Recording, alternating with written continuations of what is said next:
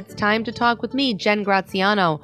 I'm the co-owner of Cox and Graziano Funeral Home located at 134 Hamilton Avenue.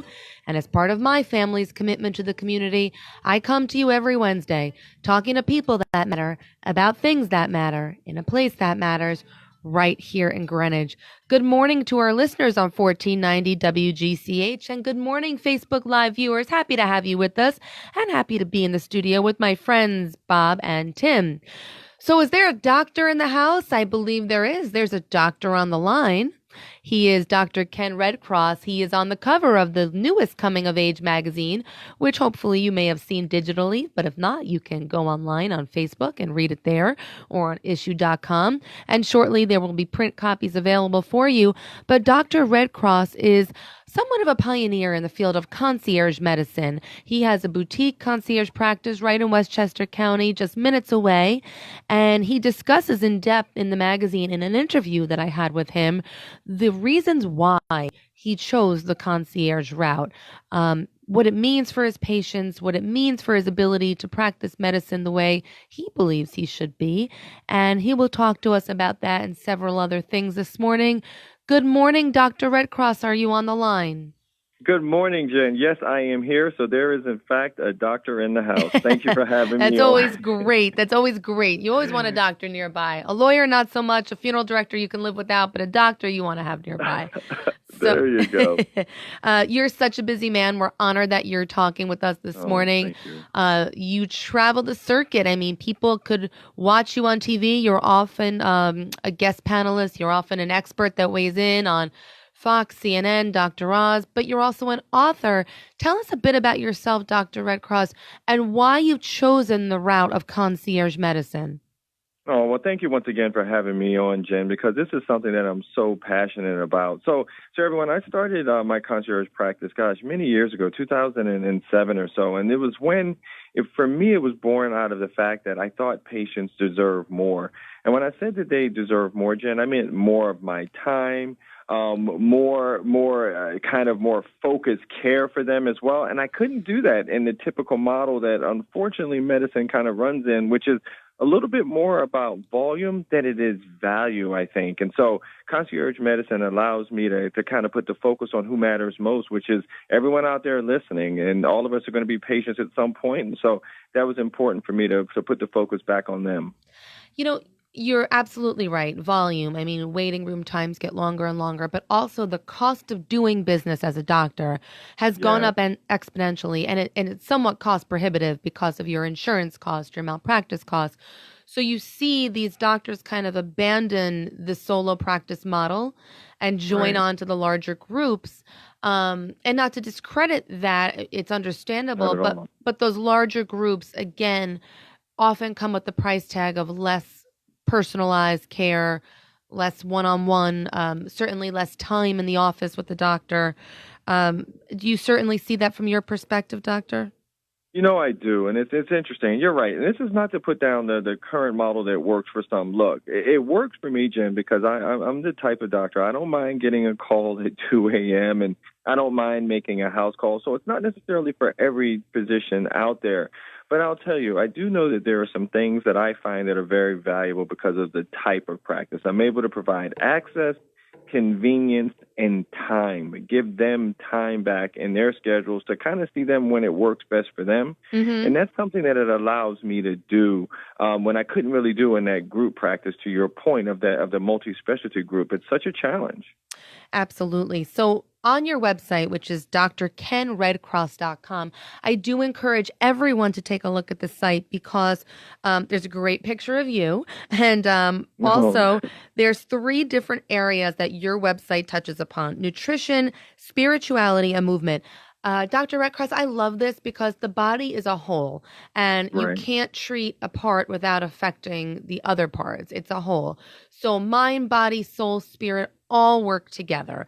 And you, as a medical doctor, really recognize that it's beyond just the Western medical assessments. The body is just a whole unit, and you seek to address all the different components with your patients. looking at your nutrition tab first, can you share with our viewers and listeners your 5 New Year's resolution tips? We're still early enough in the year in March that if we've fallen off the wagon, we can get back on.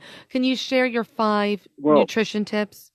you know what I'll do too, Jen? One of the other things that I'll mention, and thank you for bringing this up. Now, I think that the reason why I focused on nutrition, movement, and spirituality in particular, Jen, is because I found out that if one of these three are out of balance, if one of these three aren't right, then it makes it very difficult for us to stay well all the way around. Mm-hmm. So you're right. So when it comes, especially to the spirituality side of things, we all have our way that we kind of center ourselves, whether it be through religion, whether it be through meditation, breathing exercises. The point is, it's important for us to make sure that we are centered. Over to movement, I thought it was important there, Jen, because for movement, we need to figure out what that is. My movement is a little bit different than maybe some of my 80-year-old patients. Their movement's going to be different, but it doesn't mean that it's less important as well. And nutrition was important to me there, Jen, because I just wanted to hit home the fact with everyone that it wasn't necessarily about prescriptions or anything along those lines. We can get better and get well without prescriptions, and thinking of things that I always say are kind of closer to the earth, Jen. You'll hear me say that time and time again because it's really that important. It's true. There's a lot of fad diets, and there's a lot of, it seems that you're constantly hearing something new to try, but it's so simple. And I have so many experts on the show, including yourself, one a little bit later today as well, that you don't have to go that far to properly nourish your body. I have a guest on at 12 o'clock that will talk about fruit and how fruit is kind of all you need. And, Right. and it's amazing because, yes, we all know fruit is healthy, but I certainly did not know exactly how much it could sustain you or the benefits that it had. But getting back to your point, things that are found in the earth and closest to the earth are arguably the best things to put into our system. You getting back to this treating a person as a whole, you devote a lot of attention, doctor, to thanks, gratitude, thankfulness, Yeah. random acts of kindness. Now, Yeah. you're a doctor, so how is this going to help your patients in the physical realm? Well, because one of the things we're realizing is that so much of that, whether it be on the emotional or spiritual side, so much of that actually leads to health and healing as well. I mean, think about this, Jen. Sometimes you'll see some of these studies, and you'll see that sometimes 10 to 15 to 20% of people get better with placebo alone. So Right. that already is proof of the mind and what we can do. And so when you have one of those random acts of kindness, one of those New Year's resolutions that we were talking about or that I'll mention, those random acts of kindness are healing, and not only healing for the person that you're giving them to, Jen, but they're also healing for the person that's giving them as well. So I'd love to make sure that we're always thinking about that sort of thing when we're thinking about health. Being kind to one another is so, so important. Doctor, it's so true because things can eat you alive and eat up at you, eat away at you, I should say. If you're in Absolutely. conflict with someone, the emotional stress has physical effects, headaches, tension in the body, stiffness, achiness, and you can let go of so much of that through conflict resolution, and again, random acts of kindness. You feel better. Everyone feels better when they know they've done something good. It's just a Exactly. universal effect. You can't not feel, and if you feel happy, your body feels good. It's kind of, they go hand in hand. No, they really do. And even back to a couple of the other resolutions that we've already talked about, the exercise. I don't like people to feel pressure. Once again, when you feel pressure, Jen, it should be something that you enjoy doing. It's about fun. I think Yes. life has taken on such a different perspective now. We have so many different outlets. We have social media. We have all these different news circuits.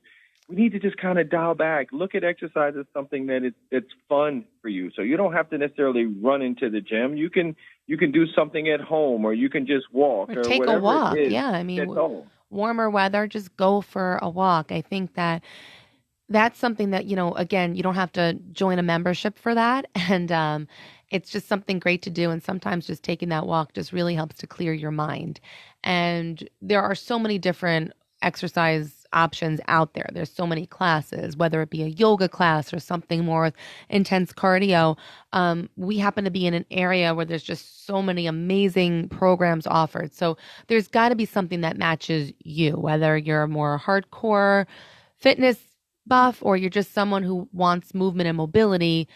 Do something. And I think Right. it's a wonderful, you really are looking to treat your patients as a whole person. Doctor, you do address vitamins and supplements. Can you Right. talk to us a bit about your stance on that? Do you think it's important that we're taking them every day? If so, what? Go a little further with that, please. Sure, guys. So one of the things we're recognizing is that our environment's different, our soil is different. So some of the foods that we typically get that used to be rich in certain nutrients, whether it be minerals or vitamins, they aren't anymore. So there also are some other things that are important that we're also not getting, such as vitamin D. I talk a lot about vitamin D because we understand now in medicine how important vitamin D and how involved as a cofactor it is. And you can't get that much as far as with the sun. Everyone thinks, well, you go out in the sun, but you need to be outside for 20 minutes. Your skin, you can't burn, and half your body needs to be exposed. And our diet, Jen, is not particularly rich in natural vitamin D. So vitamin D is something that you typically want to consider supplementing. There's also magnesium. Magnesium is also important for so many different things for our muscles and also as a cofactor. And then something else, especially during this flu season that I talk with patients about, Jen, is a homeopathic remedy that's called oscillococcinum. Yes. Now, it helps as far as with fevers, chills, body aches, those things that we're getting right now, even though everyone thinks that we're in March, Jen, and we're done with the flu. But I'm here to tell you, don't give up yet. No, Yes, no, it's not I until see. May. In my daughter's school, there was like 4 notices from the nurse sent home yesterday of Wow. kids in different grades who have been tested positive for the flu. And I actually was thinking exactly what you just said. Aren't we out of the woods? It's late March, the weather should be changing, although I would have believed it was January the other day. Right. So you have seen, is it a new strain of flu, or did we just not get rid of the strain that plagued us for the winter? You know what? At the beginning of the season, everyone, it was the H1N1 strain, and that is a strain that it tends to be a little bit weaker when we see it. And so this year's flu season, while it still has been active, wasn't like last year. Now, what's happening is that we are getting a little bit of a shift to the H3N2 strain. Now, that's the aggressive strain that we had at the end of last year, which wreaked havoc, especially, unfortunately, on our children. So that's why I say we are not out of the woods yet. We have probably about a month and a half or so when we still need to make sure that we're vigilant. Okay, good advice. Shifting back, doctor, you were talking about vitamin D, and it's funny. There's always a catch. There's such a caution to be out in the sun and sunscreens and sunblocks, Right. but yet you really need that direct exposure. But it has to be that balancing act of, get just enough and be good with that. But what are some foods that are rich in vitamin D that could also help bolster a person's vitamin D levels? Well, see, therein lies a little bit of the problem, Jen, because the things that are typical, everyone will first say, well, I can get milk. I get my vitamin D. But, Jen, milk is fortified with vitamin D, meaning that it's added. It's not Right. something that's typically in there and enough. And when you do look at the vitamin D that you get in milk, it's not enough. The other things as far as some of the foods, I mean, there's fatty fish livers, and that was the whole reason, Jen, and I'll show my age here, but I remember when my grandmother would give you cod liver oil. Mm-hmm. That was the whole purpose of that. It's loaded with vitamin D. It's a natural way to get it. And so we here in the United States probably aren't getting as much of the natural vitamin D, especially when you're talking cod liver oil these days and so forth. But there's not a lot of foods that are naturally rich in vitamin D. And so that's why I say it's something that, you really want to consider supplementing. Gotcha. Dr. Ken Redcross, you really go back to basics and you talk about the 8 glasses of water a day. I am so terrible with that. And, but it's so important. Hydration is so important, but give us your medical reason for that.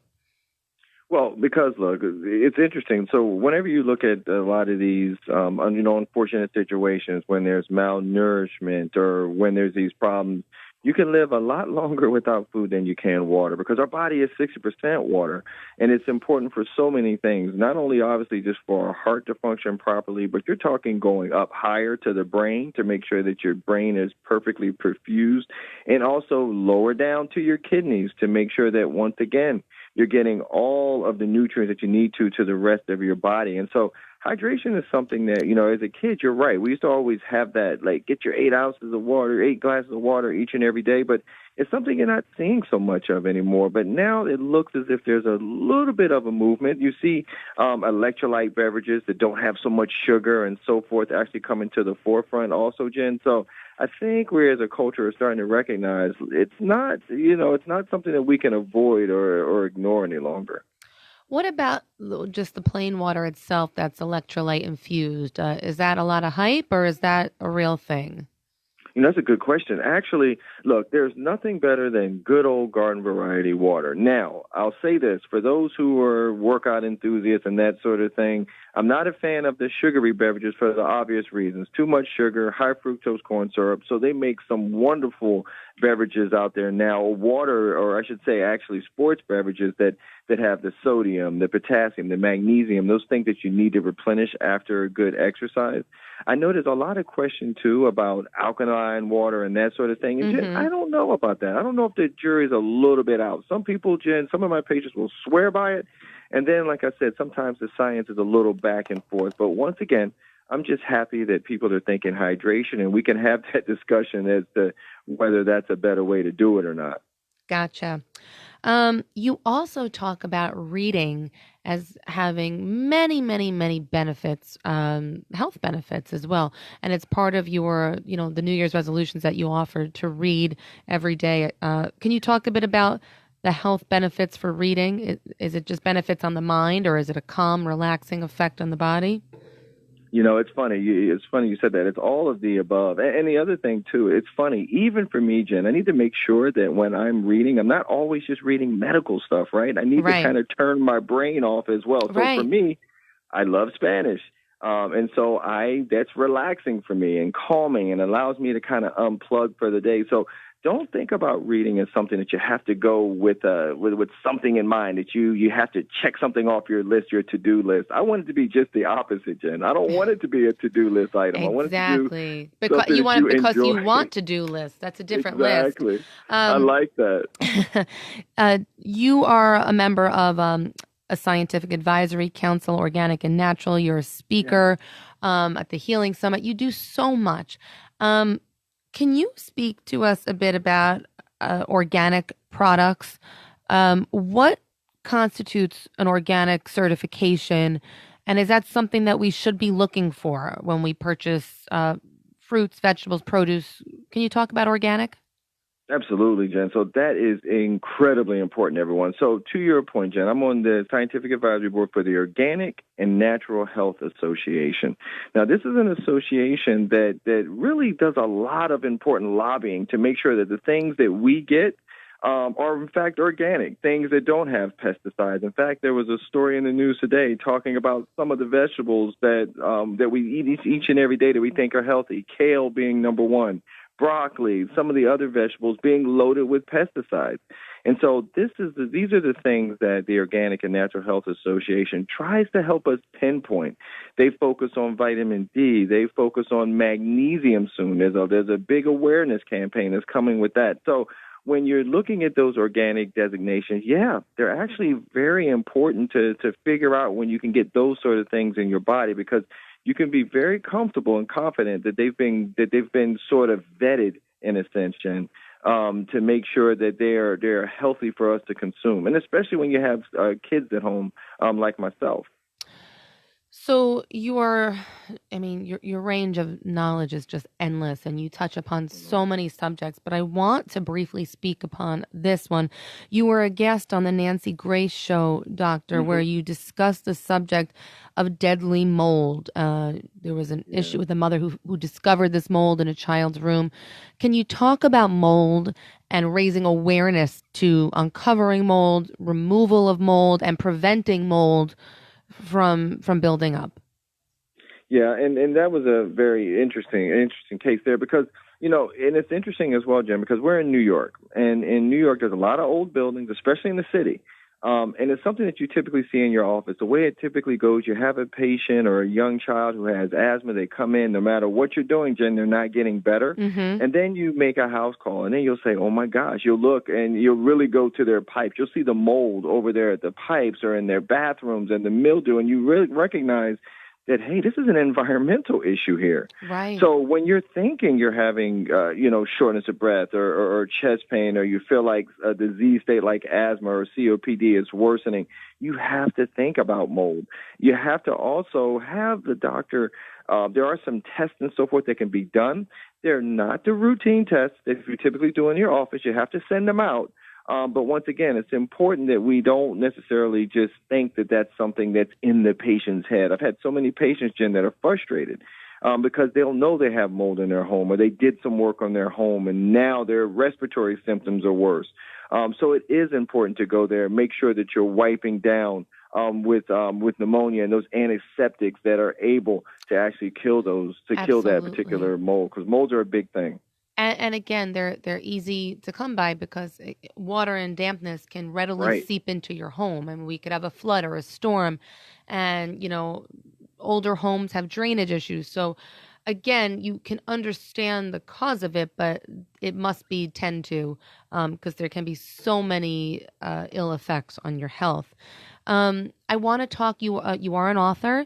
Can you tell us the title of your books, a little bit about them, and where viewers and listeners can purchase copies?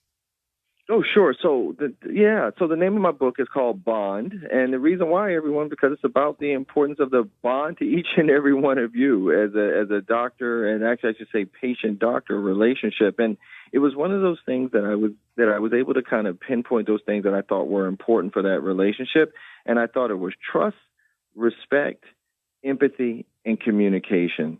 And I felt that if any one of those cornerstones kind of fell, that's where the problem was between the physician and the doctor at the time. I mean, I've had patients who will come to me maybe from seeing a specialist, Jen, and they're a little hurt because they didn't feel the empathy.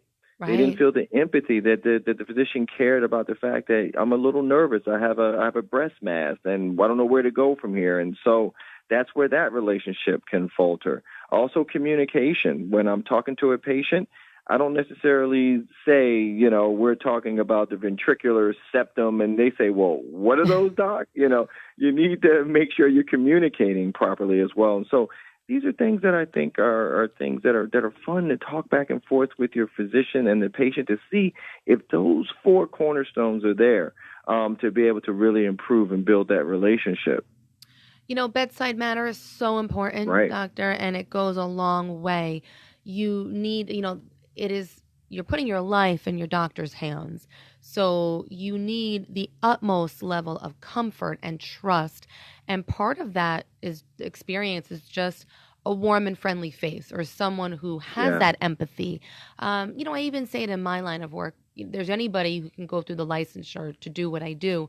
But at the end of the day, when you're sitting with someone who's lost a loved one and you're connecting with them and you're just understanding where they're coming from and the pain, you take it to a different level, and it's not transactional anymore. It's not business. You're developing this bond with the person sitting across from you. So your book is so well titled. I love the name, Bond.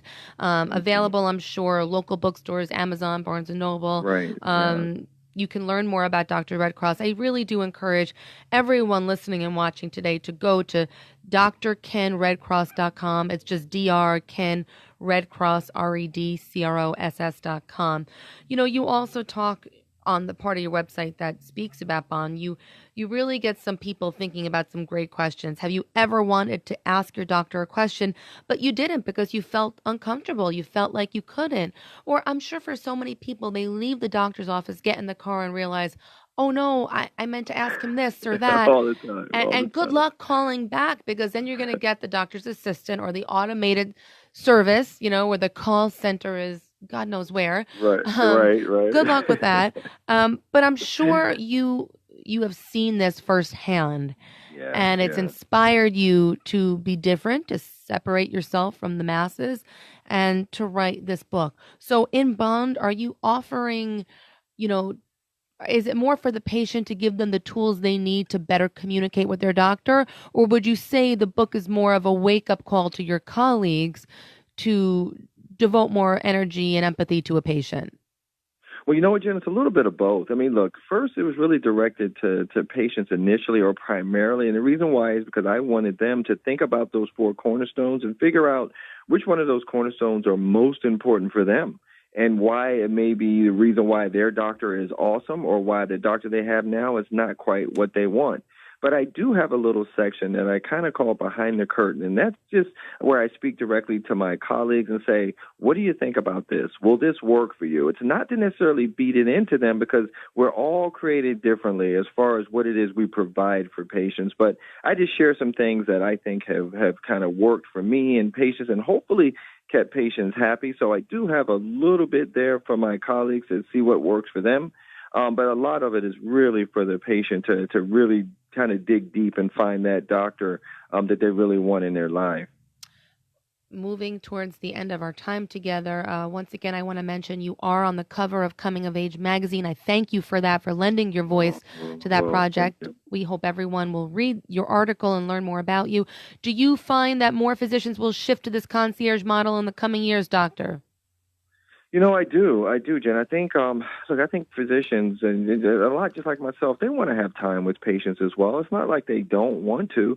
I just think they need to figure out if the model works for them, for their lifestyle, and once again, if it completes them like it does me each and every day. And so I think that's the big thing.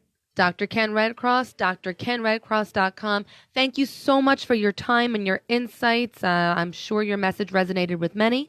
And this is Jen Graziano thanking you for taking the time to listen as we took the time to talk. Have a great day, Greenwich. Bye-bye.